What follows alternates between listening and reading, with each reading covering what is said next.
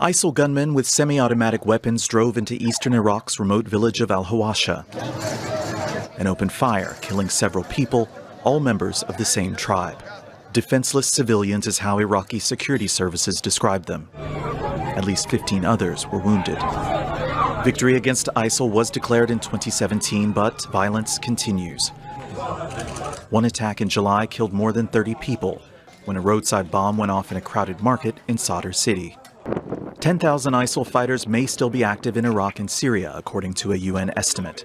Prime Minister Mustafa al-Kadhimi has promised to find the perpetrators wherever they go. The influential Shia cleric Muqtada al-Sadr, whose Sadrist bloc won the most seats in parliamentary elections this month, says the village was targeted by what he calls terrorists because politicians too busy jockeying for power neglected to focus on security.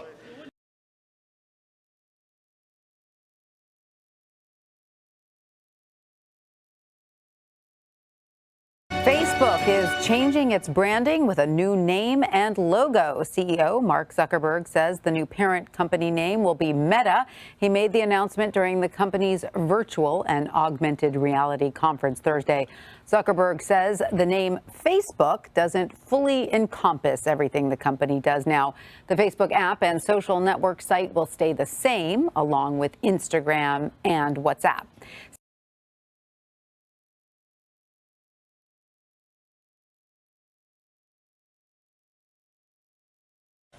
A new airstrike has hit Ethiopia's capital Tigray following several days of such strikes last week. Ethiopian government spokesperson confirmed this, with a Tigray spokesperson confirming the deaths of 6 people as the year-long war intensifies.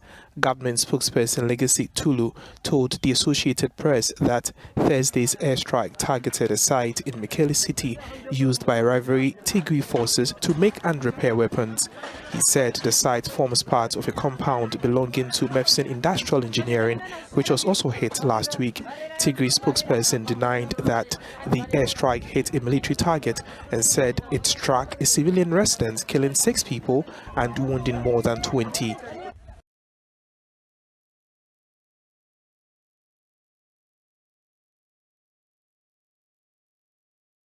Today, there are over an estimated 179,000 Holocaust survivors living in Israel, yet sadly, over half reportedly require food handouts. Well, now the Israeli government has secured an extra $6 million in annual payments for some of these survivors following negotiations with the German government. Right now, around 3,700 Holocaust survivors who receive pensions from the German government are going to be eligible for this increased payment, which should mean that they'll get an extra $1,400 a year. And this increased German assistance comes as Israel has added an additional $93 million for the welfare of Holocaust survivors.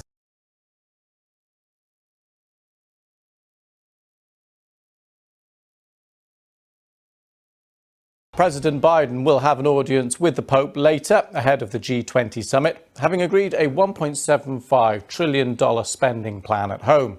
But hopes of a quick vote on the reforms have been dashed as some Democrats have called for more assurances on issues such as healthcare.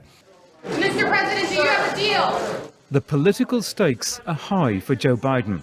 Another trip to Capitol Hill to urge fellow Democrats to get behind the ambitious spending bill once and for all.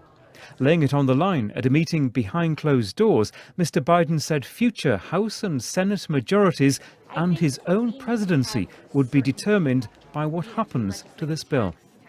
He emerged to say it was all but sorted. Today, I'm pleased to announce that after months of tough and thoughtful negotiations, I know we have a historic economic framework.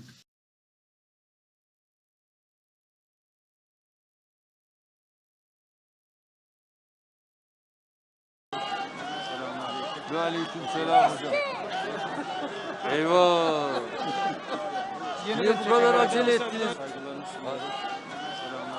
Aleykümselam hocam. Eyvah. Niye bu kadar acele ettiniz? He? Küçük olan kesin. Serbest bırakalım. Sırat-ı müstakime, dosdoğru olan yola ilet ya Rabbi. Bizi Sapmışların sapkınlar.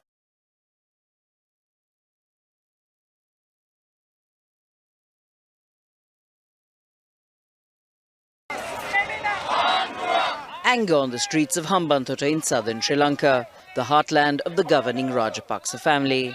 Farmers here say the government's move to make farming 100% organic threatens their livelihood. The government wants us to listen to ministers, not agricultural experts. But experts say this won't work.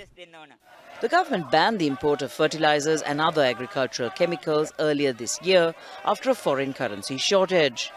It wants farmers to use organic alternatives. Across the country in Polonnaruwa, one of the biggest rice-producing areas, 81-year-old Devatha Peli Gunathunga is impatient. His paddy fields are overgrown. Normally, he says, the soil would be tilled and ready by now. When you stop supplies all of a sudden, whether it's vegetables, aubergines or chilies, they have worms. Potatoes don't grow properly. These products are essential. This is why farmers are angry.